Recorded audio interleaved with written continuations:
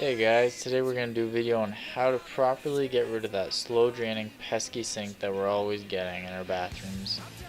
There's nothing worse than brushing your teeth with water that just won't drain.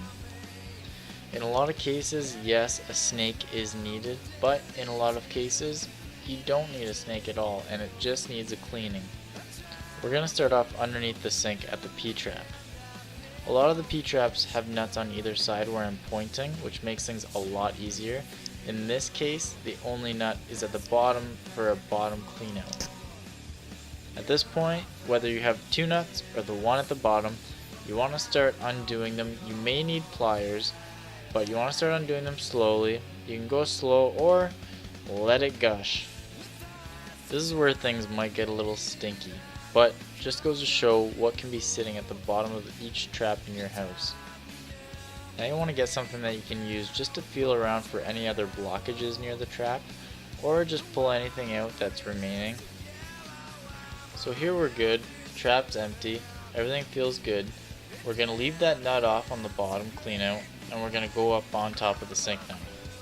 Now there are a lot of different style POs, and in this case the top of this one will just screw off, so now we can see how dirty that is, and we can see down the drain and how dirty that is. These ones that are more common aren't as simple, but they are also easy to take apart.